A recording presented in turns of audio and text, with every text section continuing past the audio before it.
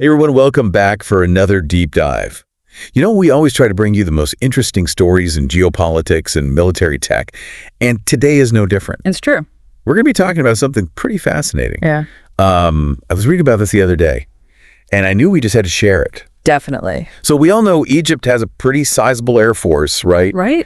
And for years, we've kind of associated them with the F-16, haven't we? Yeah, I mean, that's been their workhorse. Workhorse, exactly. Like that image of the F-16 screaming through the desert sky, that's like classic Egypt, right? It is. But, and this is where it gets really interesting, Egypt just made a major purchase of Chinese J-10 fighter jets. Yeah, it's a huge deal. And it's kind of a head-scratcher at first, right? I mean, why would a country so closely tied to the U.S., a country that's been operating F-16s for decades, suddenly turn to China for their latest fighters? Well, there are a few different things at play here. Lay it on us. Like a lot of countries, Egypt doesn't want to put all their eggs in one basket, right? They don't want to be completely reliant on a single supplier for such a crucial part of their defense. Especially in today's world, right? Things can change quickly. Oh, absolutely. And when it comes to military tech, you've got to be flexible. Okay, so not putting all their eggs in one basket. I get that.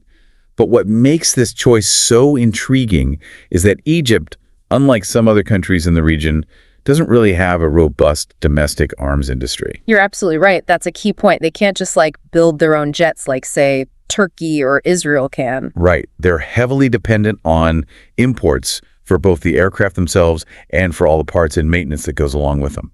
Yeah, which means they're constantly at the mercy of whoever they're buying from.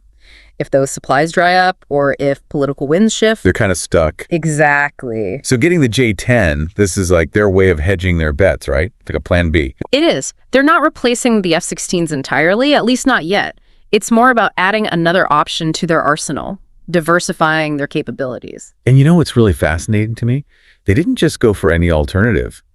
Egypt actually considered Russian aircraft too. Yeah, they were looking at the MiG-35 for a while. But they ended up going with the Chinese option, which I think is a really interesting decision. There's that strategic thinking again. Well, and there's this whole historical connection too, right? Oh, yeah, absolutely. I mean, Chinese military technology has its roots in Russian and Soviet designs. You can see that lineage pretty clearly. Right.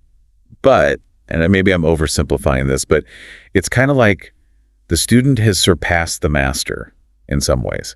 Like China has taken those original concepts and really run with them, innovated, pushed the boundaries. That's a pretty good analogy. China has invested heavily in its military tech sector, and it's really paying off. Their capabilities are advancing incredibly quickly. So for Egypt, this isn't just about getting a new fighter jet. It's about getting access to cutting-edge technology.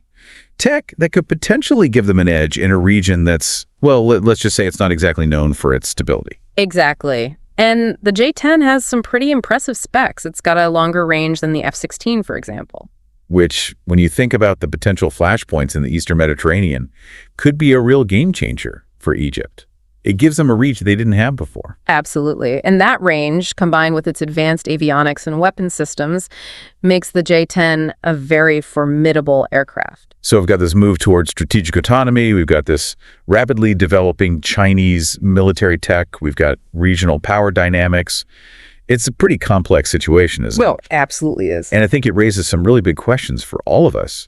I mean, for those of you listening out there, think about this. What does Egypt's decision to go with the J-10 tell us about the future of military alliances? What does it tell us about the global arms trade? Yeah, those are the big questions. Is this a sign of things to come?